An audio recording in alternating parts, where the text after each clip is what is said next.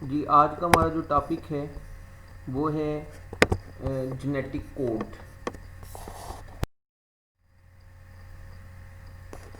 Genetic code क्या होता है? कहते हैं genetic code is the set of nucleotides by which information encoded in genetic material that is DNA or RNA sequences is translated into proteins that is amino acid sequences by living cells। ठीक है, तो मतलब genetic code का मतलब क्या है कि nucleotide की ऐसी सीक्वेंस, सेट ऑफ न्यूक्लियोटाइड्स, ठीक है, जो कि जेनेटिक मटेरियल जो जिसको कोड करता है, ठीक है, जेनेटिक मटेरियल के अंदर जो मौजूद है इंफॉर्मेशन न्यूक्लियोटाइड्स की शक्ल में, ठीक है। और जेनेटिक मटेरियल हमें पता है दो तरह के हैं, डीएनए या आरएनए होते हैं। ज़्यादातर तो डीएनए है, लेकिन कुछ जो ऐसे वायरसेस हैं उनके अंदर आरएनए जो है वो जेनेटिक मटेरियल होता है। कह रहे वो it is translated into proteins, ठीक है, कि ये जो जेनेटिक मटेरियल है इससे प्रोटीन बनाई जाती है और वो न्यूक्लियोटाइड्स की शक्ल में। तो मकसद क्या हुआ, जेनेटिक कोड जो है वो डीएनए या आरएनए पर न्यूक्लियोटाइड की खास सीक्वेंस है जो प्रोटीन बनाता है, जिससे उस सीक्वेंस से प्रोटीन बनती है। The code defines a mapping between tri nucleotide sequences called codon, ठीक है।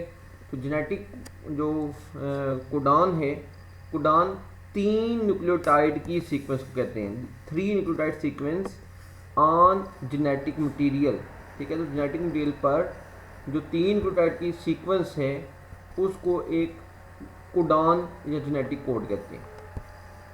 A triplet codon in a nucleotide in a nucleic acid sequence usually specifies a single amino acid, ठीक है। तो ये एक जो कोडान है, कोडान जो 3 न्यूक्लियोटाइड पर मुश्तमिल है, ये एक अमाइनो एसिड के लिए स्पेसिफिक होते हैं, ठीक है। तो एक जो कोडान है वो किसी एक स्पेसिफिक अमाइनो एसिड के लिए सीक्वेंस है।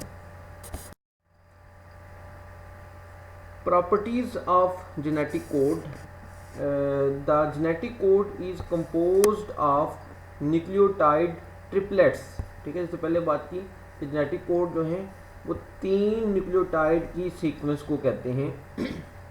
In other words 3 nucleotides in messenger RNA specify 1 amino acid in A protein, ठीक है।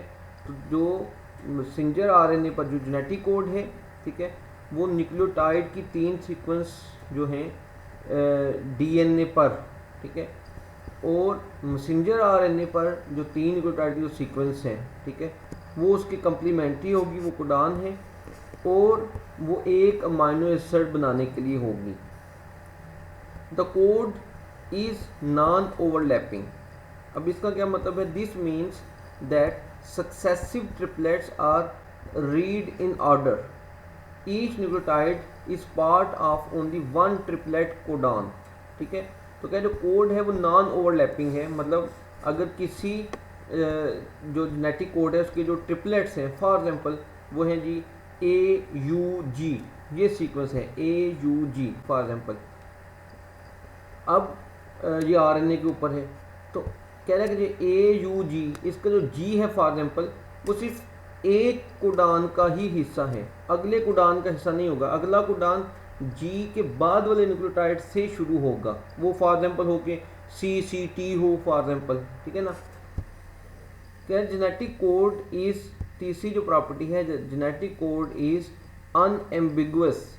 इसका क्या मतलब है कि each codon specifies a particular amino acid and only 1 amino acid, ठीक है। ये जो जेनेटिक कोड है वो एक अमाइनो एसिड के लिए ख़ास है, उसको लगाता है, ठीक है, वो सिर्फ एक को ही लगाएगा। एक जेनेटिक कोड से एक अमाइनो एसिड लग जाएगा तो वो जेनेटिक कोड दोबारा यूज़ नहीं होगा उस ट्रांसक्रिप्शन या ट्रांसलेशन के अंदर। In other words the codon ACG codes for the amino acid threonine and only threonine, ठीक है। जैसे ये उसने एग्जांपल दी है कि ACG कोड है, तो कोडान है, तो ये सिर्फ और सिर्फ थ्रियोनिन जो अमाइनो एसिड है इसी को लगाएगा, इसके अलावा ये किसी और को नहीं लगाएगा, ठीक है ना। तो जब इसने ये थ्रेओनीन को ऐड कर दिया ACG ने, तो इसके बाद इसका काम खत्म। फिर अगला कोडान जो है वो किसी दूसरी अमाइनो एसिड को स्पेसिफाई करेगा।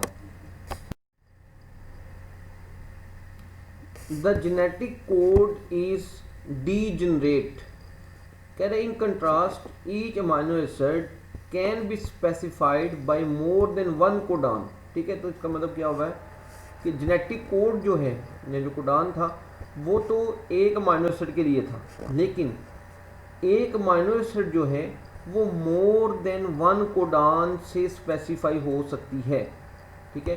एक ही अमाइनो एसिड को डिफरेंट कोडान जो हैं वो लगा सकते हैं, लेकिन एक कोडान एक ही अमाइनो एसिड को लगाएगा। जैसे अभी पिछले हमने स्लाइड पे एग्जांपल देखी है थ्रेओनीन की, ACG, ठीक है ना। तो थ्रेओनीन को कोई और सीक्वेंस भी थ्रेओनीन लगा सकती है, लेकिन ACG ने सिर्फ थ्रेओनीन ही लगानी है। अच्छा, अगला इसकी प्रॉपर्टी है the code is nearly universal. Universal का मतलब क्या है कि almost all organisms in nature usually exactly the same genetic code, ठीक है, फ्रॉम बैक्टीरिया टू ह्यूमंस। मतलब प्रोकैरियोट्स से यूकैरियोट्स तक जितने भी जानदार हैं ऑलमोस्ट सब के अंदर जेनेटिक कोड है वो सेम है, ठीक है। जैसे अगर ACG थ्रेओनीन के लिए, तो वो बैक्टीरिया में भी थ्रेओनीन के लिए होगा, ह्यूमंस के लिए भी होगा, प्लांट्स के लिए भी होगा। The rare exceptions include some changes in the code in mitochondria and in a few protozoan species.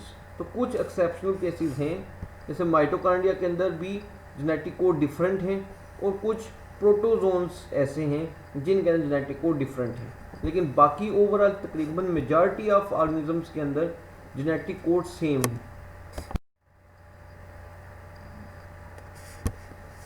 कह रहे नॉन ओवरलैपिंग कोड कि अभी जो हमने पीछे बात की थी उसका क्या मतलब है। क्या the genetic code is read in groups of 3 nucleotides, ठीक है, 3 न्यूक्लियोटाइड को एक जेनेटिक कोड कहते हैं। After reading one triplet the reading frame shifts over 3 letters, not just 1 or 2, ठीक है। एग्जाम्पल में उसने से बताया है the code would not be read GAC ACU CUG UGA, जैसे ऊपर वाली आप देख सकते हैं सीक्वेंस में कह रहा है कि ये गलत है, जो ऊपर वाली इस तरह से रीड नहीं करना, ठीक है ना।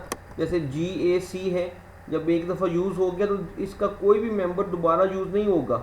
आप इस तरह नहीं कर सकते कि जी पहला कोड GAC है, दूसरा आप कह लेंगे ACU है, तीसरा आप कह लें CUG है एंड सो ऑन, तो ये गलत होगा, ऐसा नहीं होता। बल्कि नीचे जो उसने एक्सप्लेन किया है वो ठीक है कि rather the code would be read GAC एक कोड होगा, फिर अगला UGA दूसरा कोड होगा, फिर CUG तीसरा, ACU चौथा कोड होगा एंड सो ऑन, ठीक है ना। तो एक कोड का कोई भी न्यूक्लियोटाइड दोबारा यूज़ नहीं होगा, ठीक है। तो इसका मतलब है कि ये नॉन ओवरलैपिंग कोड होते हैं और यूनिक होते हैं। उसके बाद इसके अंदर एक टर्म आती है डीजेनरेसी। और ये क्या होती है degeneracy of the genetic code. कह रहे हैं कि there is 64 different triplet codons and only 20 amino acids, ठीक है। जो ट्रिपलेट कोडान हैं वो 64 हैं डिफरेंट, जो कि 4 न्यूक्लियोटाइड के मुख्तलिफ कम्बिनेशन से बने हैं, लेकिन अमाइनो एसिड की तादाद टोटल जो है वो 20 है, जो असेंशियल अमाइनो एसिड है। Unless some amino acids are specified by more than one codon, some codons would be completely meaningless.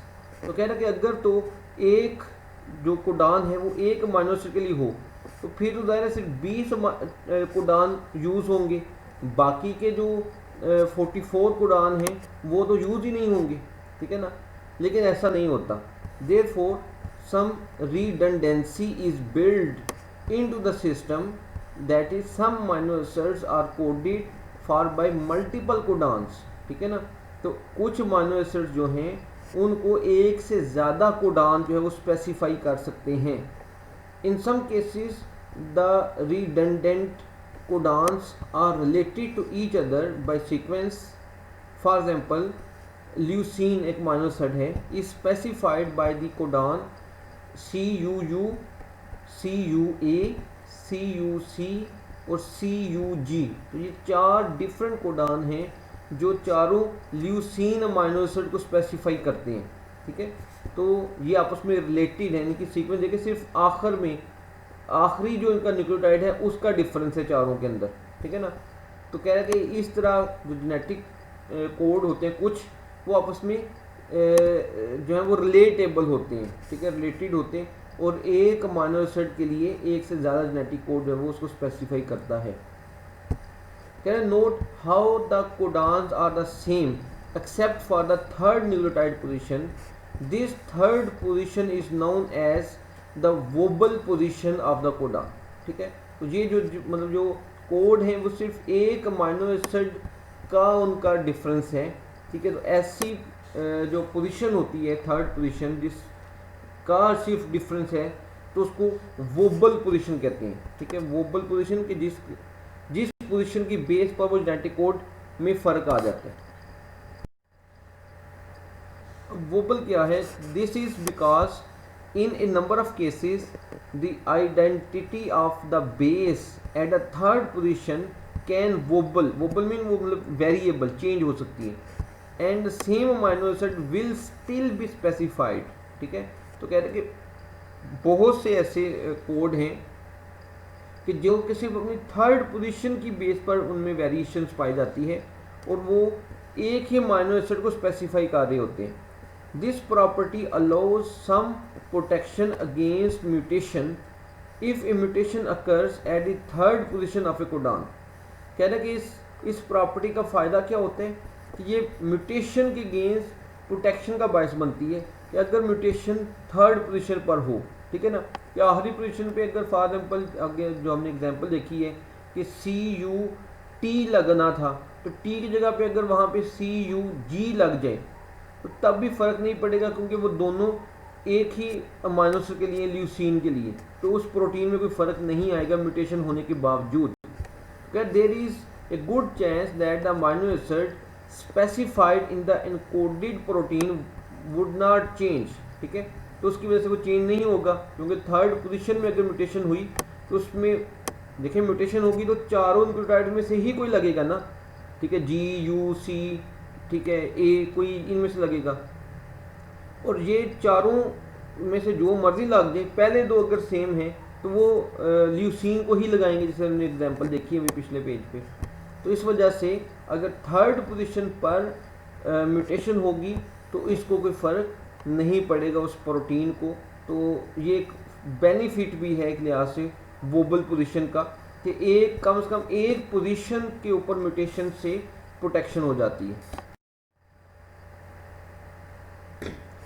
अब ये एक आप देखें एक सीक्वेंस दिखाई हुई है। अब ये कह रहे हैं first the code is read in 5 to 3 direction. ठीक है, जो कोड है उसको हमेशा 5 प्राइम से 3 प्राइम की तरफ ही रीड किया जाता है। द फर्स्ट जो कोड है, ठीक है, वो है AUG। ये मैसेंजर RNA ने दिखाया हुआ है, मैसेंजर RNA के ऊपर सीक्वेंस है। तो पहला जो है वो AUG है, read in that direction sets the reading frame and subsequent codons are read in frame until the stop codon.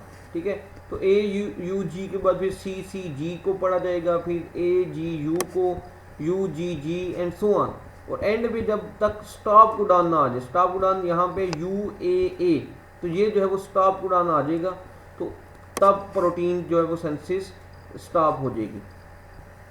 कह रहे know that there are 3 nucleotides UAG indicated by asterisks that would otherwise constitute a stop codon except that the codon is out of frame and is not recognized as a stop।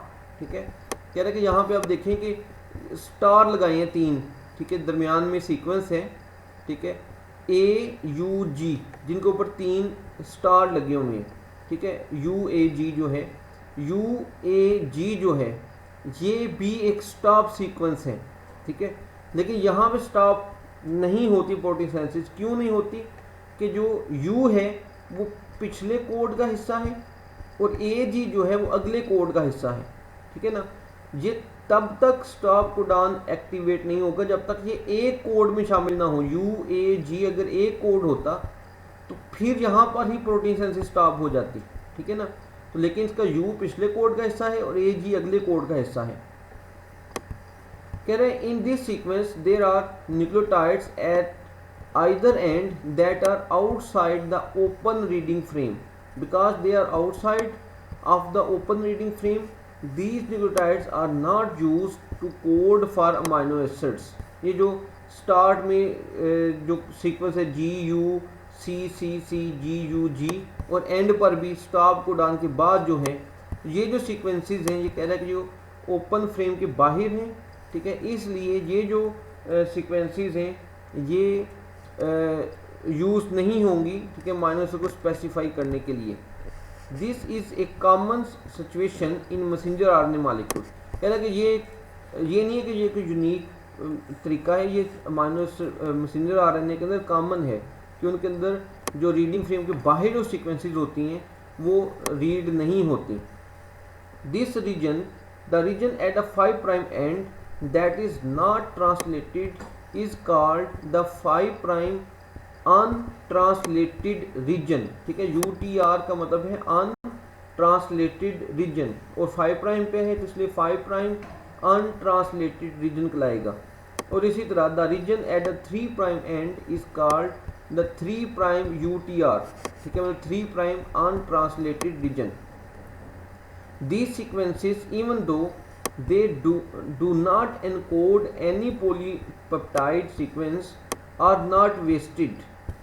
कह रहे कि ये ज़ाहिर तो कोई protein नहीं बना रही, माइनोसाइट स्पेसिफाई नहीं कर रही, लेकिन ये वेस्ट भी नहीं होती। In eukaryotes these regions typically contain regulatory sequences that can affect when a message gets translated। कह रहे कि ये जो सीक्वेंसेस हैं ये वेस्ट नहीं होती बल्कि ये एक रेगुलेटरी सीक्वेंस के तौर पे काम करती हैं, ठीक है। और जब कोई मैसेज जो है उसको ट्रांसलेट करना हो तो तब ये जो है वो यूज़ होंगी। Where in a cell and messenger RNA is located localized and how long and messenger RNA last in a cell before it is destroyed. और ये जो सीक्वेंसेस हैं इस पर डिपेंड करता है कि मैसेंजर आरएनए सेल में किस जगह पे वो उसकी पोजीशन होगी और वो कितनी देर तक मैसेंजर आरएनए मौजूद रहेगा। तो ये चीज़ भी यूटीआर जो ट्रांसलेटेड जो रीजन्स हैं ये इन पर डिपेंड करता है।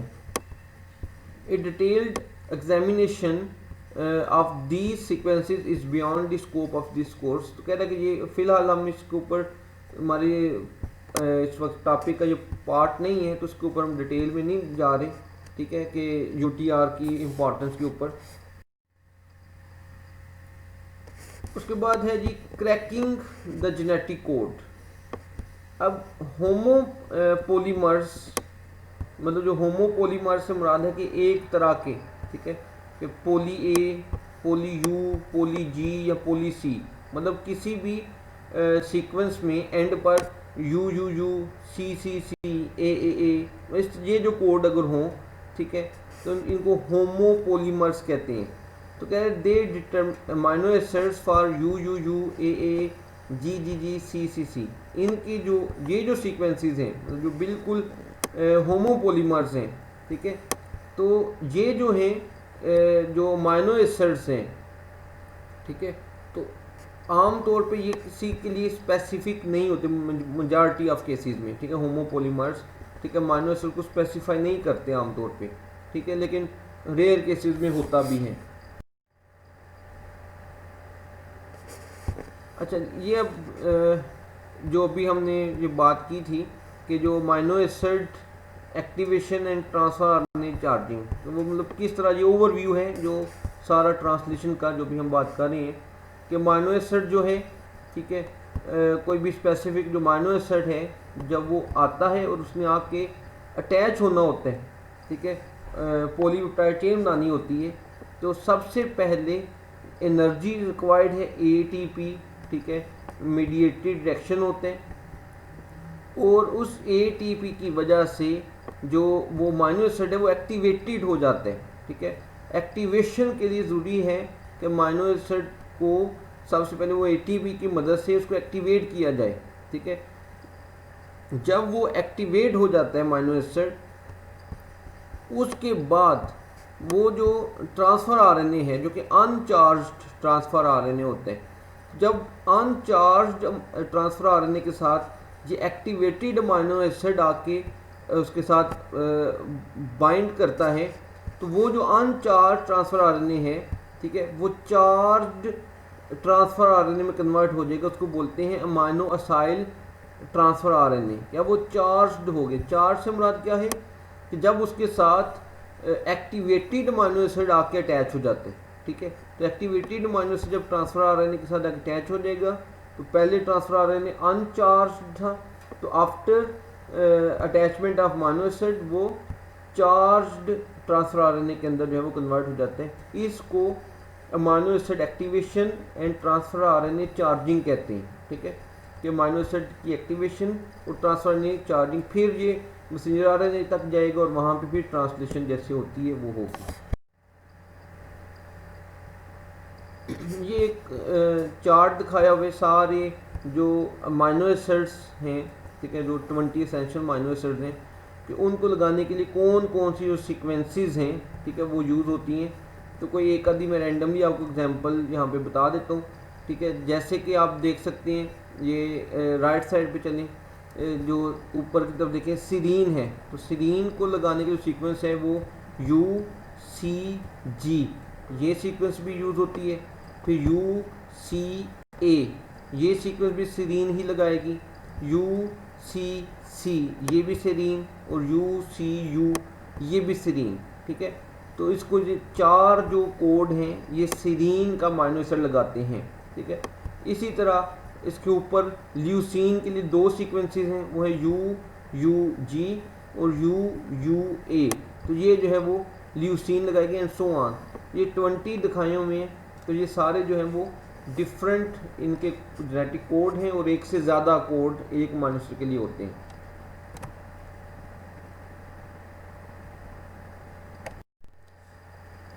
जी, ये जो यहाँ पे दिखाया उन्होंने टेबल की फॉर्म में, ये वही है जो अभी पीछे हमने देखे कि जो मुख्तलिफ सीक्वेंसेस दिखाई हुई हैं कि वो किन अमीनो एसिड को स्पेसिफाई करने के लिए हैं, ठीक है। तो मुख्तलिफ जो सीक्वेंसेस हैं वो मुख्तलिफ अमीनो एसिड को, और आप देख सकते हैं एक अमीनो एसिड को एक से ज़्यादा जो कोड हैं वो स्पेसिफाई कर रही हैं।